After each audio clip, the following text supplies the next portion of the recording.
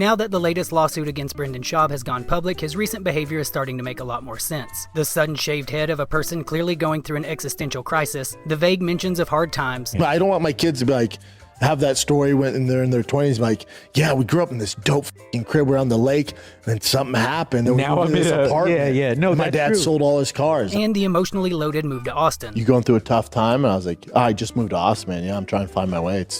I'm heartbroken. If his career was the Titanic, the ship's already at the bottom of the ocean, and Brendan's just clinging to a floating door waiting for the inevitable, to follow his career into the cold, dark abyss. The civil lawsuit was filed by the very CBD company he was once a partner in. Now, to be fair, Brendan hasn't responded yet, so none of this is confirmed fact, just alleged by the plaintiff, and according to the suit, among other things, they're going after him for breach of contract. Allegedly, Schaub pocketed over $300,000 while failing to deliver on his end of the business deal, while also claiming Brendan hijacked the company's customer email list to drum up positive reviews for his special, You'd Be Surprised. And when it blew up in his face, he reportedly tried to blame the company, pretending he had nothing to do with it. Unfortunately for him, recently released text messages tell a different story. We'll break down the lawsuit and how it's poetic justice, considering Brendan once sued a small YouTuber for making fun of him. But first, let's rewind to how it all started. Back in 2018, a guy named Brady Bell, part owner of the CBD company Pure Spectrum, handed Brendan a golden ticket. Bell offered Schaub a 10% stake in the company, no heavy lifting required. All Brendan had to do was the bare minimum: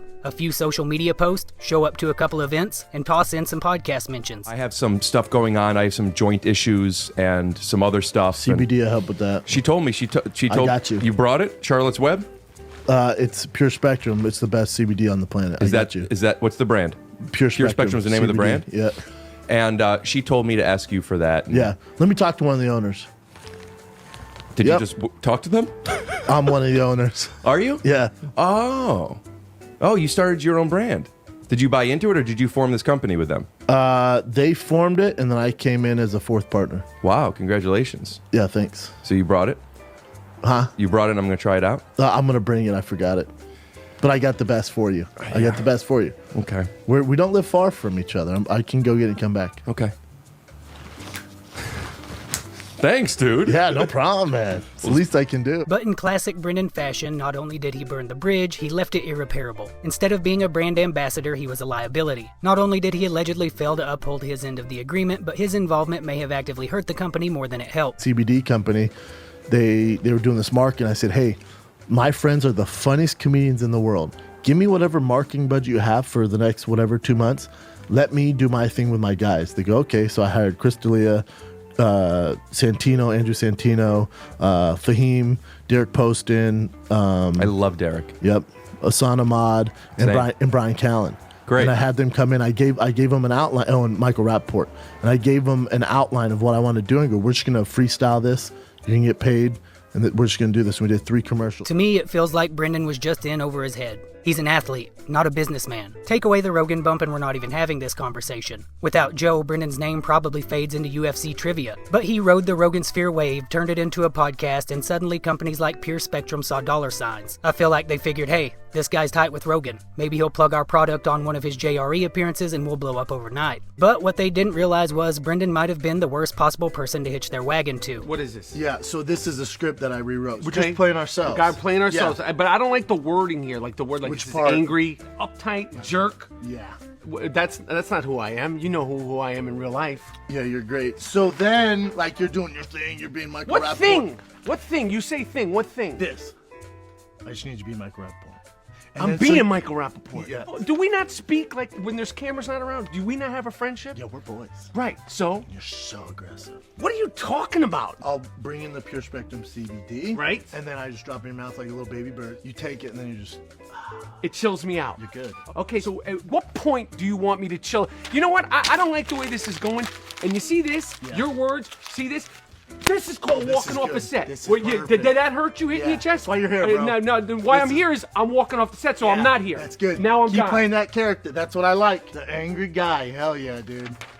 Larry Bird's angry brother. That's perfect, man. According to the lawsuit, Brendan was handed 10% of Brady Bell's personal stake in Pure Spectrum, and the terms were laughably simple. Post 5 Instagram stories a month, drop 2 static posts on all social platforms, mention Pure Spectrum on his podcast, let the company use his name and face for marketing, host Brady on The Fighter and the Kid, and show up to just one in-person event a year based on his own availability. That's it, the kind of contract most influencers would beg for. But despite being paid and paid well, the lawsuit claims, among other things, Brendan missed 88 out of 88 static posts. I use this site called Podscripts to search for keywords from podcasts when I'm looking for a specific clip, and when I enter Pure Spectrum I get 0 results despite CBD showing up numerous times. Of the few plugs from The Fighter and the Kid I found for Pure Spectrum was this dumpster fire. So, you know how the CBD industry is like the Wild West? You never know what you're going to get. Right. I represent Pure Spectrum. You know exactly what you're going to get. So I ride into this lawless, like old country town, right? I'm representing Pure Spectrum. I'm the sheriff. I'm on one of them big burly horses, right? Like a brown horse. And and then all the townsmen, they circle around me. They just all gather around me. Why do they circle around you? Because they represent the other CBD oil companies. They don't want me in there. Okay, they're bad I'm guys. real. They're bad guys. I'm good guy. And they have guns? I'm good guy. They have guns. And they take them out. And I hear one go, "Hey, sick cowboy, we don't want your kind around here." And I say, "Is that a matter of fact now?" And he goes, "Get on out of here." And I go, Because they don't want Pure Spectrum in the market. "Why would they?" According to the plaintiff, Schaub personally asked him to send out the now infamous mass email, using the company's internal customer database to promote his comedy special. The goal? Boost the embarrassingly low ratings on Showtime and IMDb, while offering a 50% discount on CBD products if you leave the kind of review Brendan deserves. 1. This could be considered violating FTC guidelines on deceptive advertising. The FTC prohibits offering incentives like discounts in exchange for positive reviews without full disclosure. If he was saying leave a good review and get 50% off, that could be considered misleading to consumers, and illegal unless it's clearly disclosed that the review was incentivized. But it appears they looked into this before the mass email, as they didn't ask for a good review, rather one Brendan deserves. 2. It could also be considered a can spam violation. If the email was sent through the CBD company's mailing list and recipients didn't consent to being contacted for comedy promotions, it likely violates can spam unless the message clearly identifies itself as a promotional ad, or if it includes the business address, or provides an opt-out, and or doesn't use deceptive headers or subject lines. If the list was built for CBD customers and not for personal entertainment content, this is unauthorized use of customer data, and likely a misrepresentation of the email's intent. The recently released text between Schaub and the plaintiff paint the full picture. Before the mass email ever went out, Brendan reached out directly saying, "Hey boss, you're deaf one of the smartest people I know, so I'm reaching out. Please keep this between us. With my new special coming out, it brings a new reason for haters to jump on me. It's been brought to my attention these idiots created a campaign to shit on my special." He goes on to compare his situation to Amy Schumer and Kevin Hart and says he spoke with IMDb directly. Oh, he refers to it as IMBD. Even the lawsuit misspells IMDb. Is this whole world gone retarded?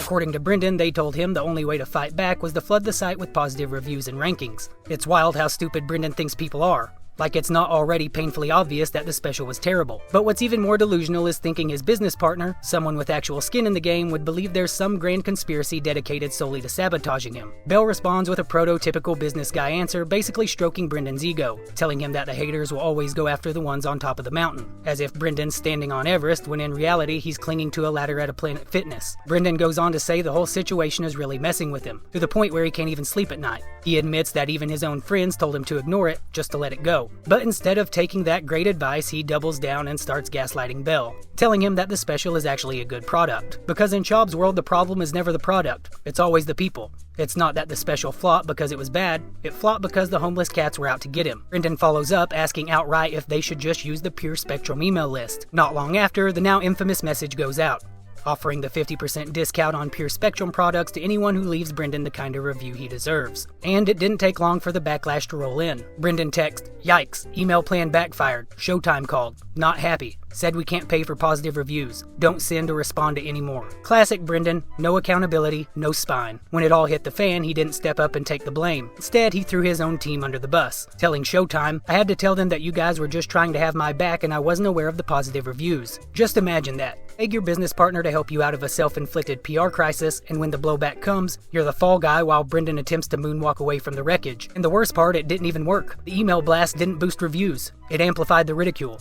It drove even more people to IMDb, DB, but not to sing Brendan's praises, to roast his special into oblivion. Even the folks just looking to cash in on the CBD discount couldn't bring themselves to lie. You'd think that after Showtime came down on him for the mass email stunt, Brendan would tread lightly, maybe even take a step back and reflect. But nope, just a few weeks later he was already scheming again, cooking up another genius plan to combat the ever-mounting hate from the homeless cats. So instead of trying something new, or nothing at all, he suggested they do the exact same thing again. Yo, have an idea.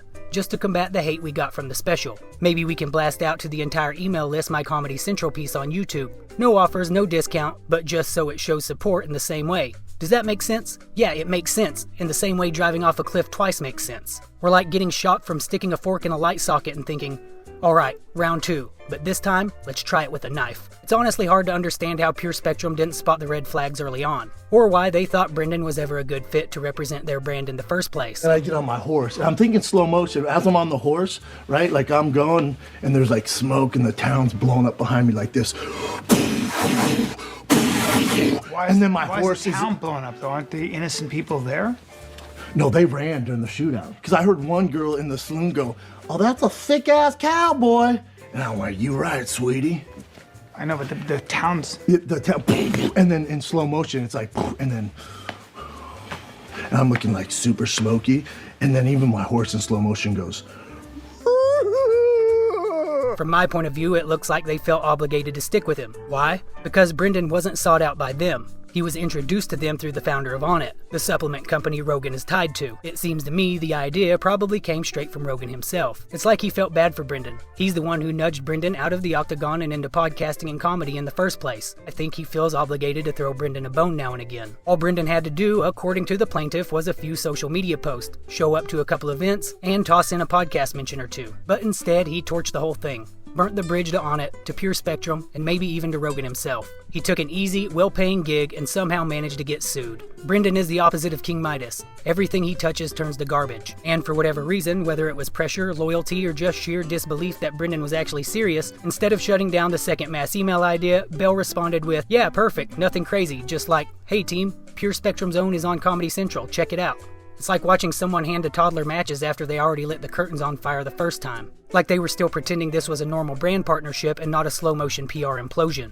However, according to the plaintiff, even after all the drama, the failed promotions, the mass emails, the bad PR, Brendan was still failing to uphold his end of the agreement. It got to the point where Pure Spectrum had no choice but to begin negotiations over a potential breach of contract. After months of back and forth, in March 2021, Schaub and Bell finally agreed to end their business partnership. Brendan dissolved his 10% equity back to Bell and in return agreed to a 12-month non-compete clause. It seemed like an easy out. No more obligations, no more damage control. All Brendan had to do was not endorse another CBD product for a year. But in true Schaub fashion, he couldn't even pull that off. Just 2 months later, in May 2021, the lawsuit alleges Brendan violated the non-compete by publicly endorsing and promoting a competing CBD brand, a direct rival of Pure Spectrum. The ink wasn't even dry on the exit agreement before he was already posting for the competition. After promoting the rival CBD company, Brendan was issued a cease and desist letter, a clear warning to stop violating the non-compete agreement he had just signed. But according to the lawsuit, he ignored it. He kept promoting the competition like nothing had happened, and then went even further off the rails. The suit alleges that Brendan actually conspired with individuals who orchestrated an illegal coup to remove Bell from his position as CEO of Pure Spectrum.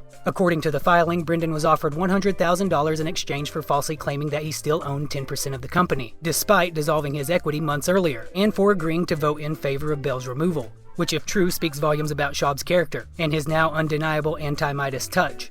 The man who gave him 10% of his own stake in the company, who helped him pull over $300,000 for practically no work, who even tried to bail him out by blasting his failing special to their customer base, that's the same guy Brendan allegedly turned on. Not just turned on, conspired against. According to the lawsuit, Brendan sided with outsiders to have Brady Bell removed from his own company by saying he still owned 10% of it. The following clip comes from episode 1000 of The Fighter and the Kid when Brendan answered a fan's question about a lawsuit he pursued against a small YouTuber, someone who had the audacity to, well, make fun of him. To be clear, this has nothing to do with the current lawsuit against Brendan, but it does help paint a bigger picture of who he is. In the lawsuit thing, a guy who's no longer with me, a business guy, comes to me and goes, "Hey man, there's this guy on YouTube." Again, I hand to God, I've never seen him. This guy who works for me, right, doing this stuff, business manager, he goes, "Hey man, I got a call from this lawyer. I've known him a long time.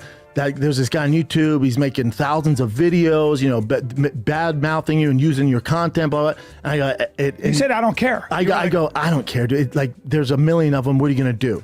He goes, that's bad, man. He said, you hit your kids. And I was like, comes back, same thing. Dude, I'm telling you, I really think we should do something, you know, and they know how to pull at my heartstring. He goes, you know, he has a rap sheet where, you know, he beat his son. It's on video on there. I'm like, whoa, all right, do what you got to do. That's right. And I was told, Child abuse. I was told, this is easy, take 3 months. It's still going on. That was Really? 3 years ago. It's still going on. But here's what people don't realize is, so they told me 3 months, and I don't know if they were in cahoots together just getting money out of me. Now, me 10 years ago, I would never, you're never going to beat the internet. It's just, internet's going to internet. There's nothing you can do. Internet's going to internet. And at the time, like the initial cost, good amount of money, but again, at the time, whatever, your boy's balling. You know? So at the time, like, yeah, do what you got to do. And people don't realize this, and even if he's doing, like, dragging it out, it's pro bono. I don't pay anymore. So whatever issue they have with it, I couldn't tell you what's going on with it. I couldn't tell you when it's going to end. I know nothing about, I don't associate with them anymore. I couldn't tell you. So just like in the lawsuit against a small YouTuber, Brendan runs the same playbook. Deflect, deny, and throw someone else under the bus. In that case, he claimed he was coerced into suing by his manager. And with Pure Spectrum, when Showtime came down on him for the mass email stunt, same move. He immediately pointed fingers at his team, saying it was their idea, and he had no clue they were soliciting positive reviews. It's never Brendan's fault. Not when it's a botched business deal, not when it's a PR disaster. Not even when he personally texted the plan in writing. That's all I got.